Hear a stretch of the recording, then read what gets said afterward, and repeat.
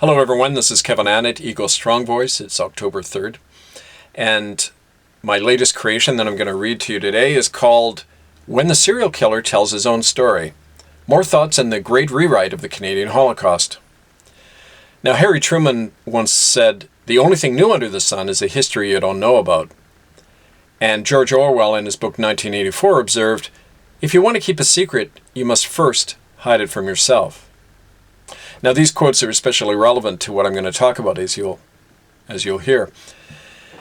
One night in June of 1998, soon after I had started to publicly name the names of children who'd been killed in Canadian Indian residential schools, an RCMP officer named Peter Montague phoned me up, and besides issuing threats against me, gave me an accurate warning about Canadians. He said, "In 10 years, nobody will remember you or any of the stuff you're saying about genocide. They won't want to remember."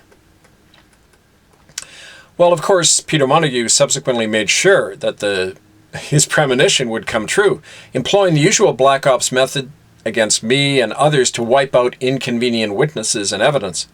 But his observation about Canadians' desire not to remember their own group crime has been borne out since then in spades. I thought of that today when I read the latest national media spin on the Canadian Holocaust, and these headlines were all over the country. Thousands of Indigenous children died in residential schools. Now we know some of their names.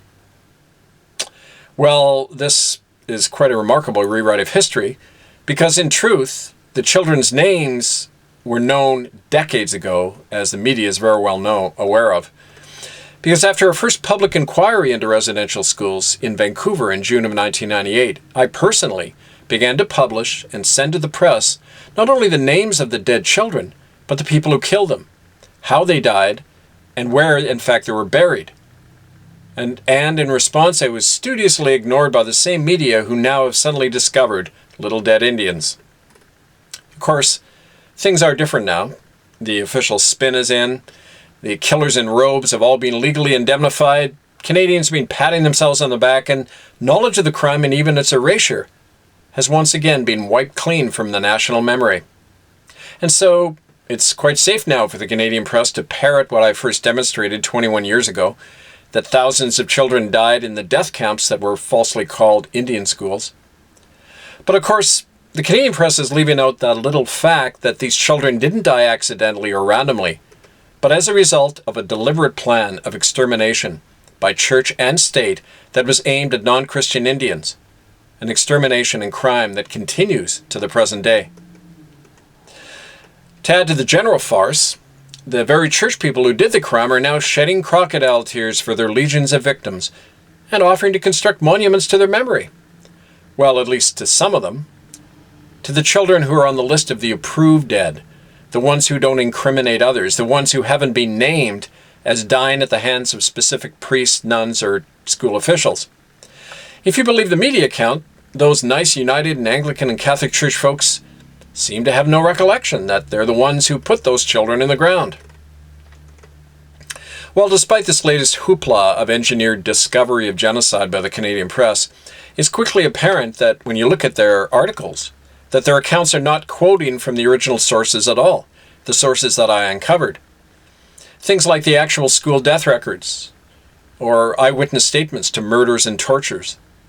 Instead, the establishment media's sole source is that quite astonishing exercise in official duplicity known as the Truth and Reconciliation Commission, or TRC. The latter's bogus 7-year inquiry ignored and contradicted the actual school records and simple math by claiming that, despite the statements and documented proof of government doctors that over half the children were dying every year, the TRC claims that a mere 2,600 children died in residential schools over a whole century. That's about a 2% death rate, instead of the actual 40 to 60% death rate that prevailed for well over a century, and to which the TRC officials admitted to, even though that admission never appeared in the final report.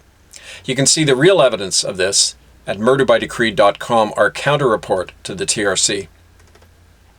Well, now this is hardly a surprise. Such blatant whitewashing was inherent in the TRC mandate, which actually prohibited its commissioners from taking down as evidence any reference to the death of children or other criminal acts. I suppose this was totally unrelated to the fact that those commissioners were appointed by the very churches and government that did the crime. It's all so convenient and so Canadian.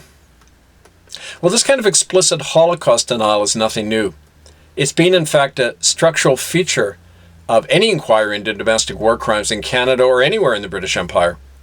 Because according to the Guardian newspaper in London, after World War II, an official program to wipe clean any evidence of genocide or atrocities committed by Crown forces was launched by the British Foreign Office. It was known as the Legacy Files Project. Under that, any evidence in Imperial archives that incriminated Crown officials in murder, genocide, or other crimes, that this evidence was identified, it was removed from the files, and it was replaced with dummy files containing no reference to these crimes or to the killing of Indigenous or colonial peoples. In other words, British and Canadian colonial history thereby became an officially managed and censored lie.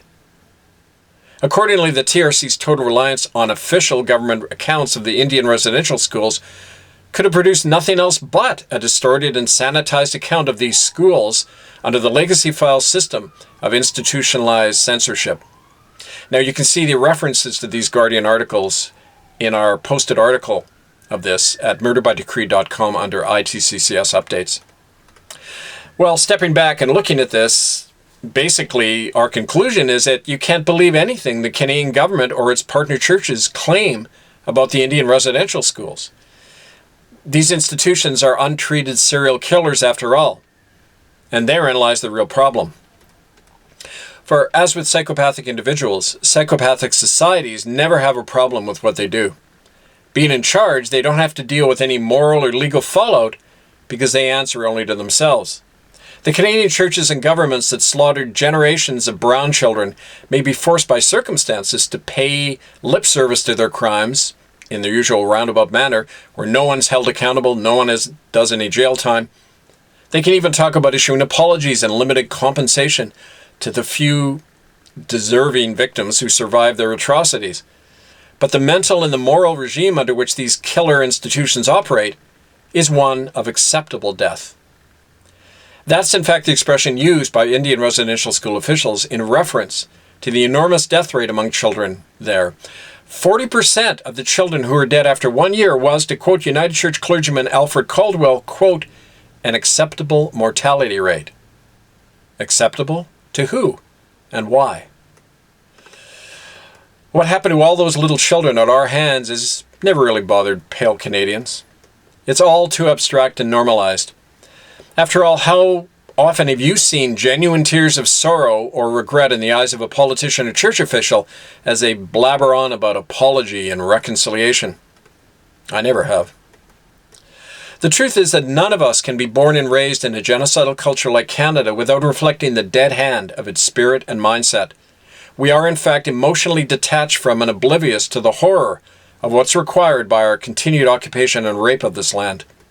And here's two recent cases in point. Last week, a friend of mine attended a community forum near Mission, British Columbia. It was led by a forestry department ranger. At one point, the ranger was discussing the land around Stave Lake, and he said matter-of-factly, "We find a lot of dead bodies up there all the time." We find a lot of dead bodies up there all the time. Well, nobody else in the room batted an eye, except my friend.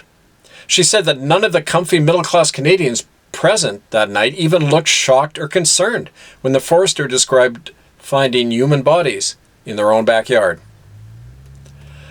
Well, a similar example of our acceptable death culture appeared this month in a glossy New Age health food magazine called Edible BC. In an article entitled Planting Seeds of Change, it's reported how a local woman in Port Alberni is cheerfully planting a garden over top a mass grave at the former Alberni Indian Residential School, even though none of the local Indians would go near the spot. According to the article, quote, "There were probably bodies buried there. So many children were never found. Yet this is where Gail Gus decided to build a garden." And nobody minds? Not even the cops? Of course, tampering with and concealing crime scenes related to dead Indians is hardly a new occupation for Canadians, despite its illegality. In Cranbrook, in Alert Bay, in Mission, British Columbia, Golf courses and parks were deliberately built over mass graves of residential school children after these sites had been identified by yours truly. What's especially nauseating these days is how routine and blasé it's all become, how acceptable it is to calmly discuss in print all the bodies buried in the garden plot from which next year's crop of yuppies will be dining. Cover-up and cadaverous cuisine seem to go hand in hand in beautiful British Columbia.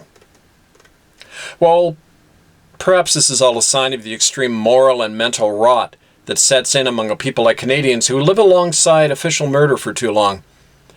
The best kept secret is one kept first from ourselves. The same nice Canadians who perpetrated and paid for and protected the slaughter of children now genuinely believe they're only trying to do the right thing. And to prove it, they'll erect a monument to some of those deserving poor little Indians.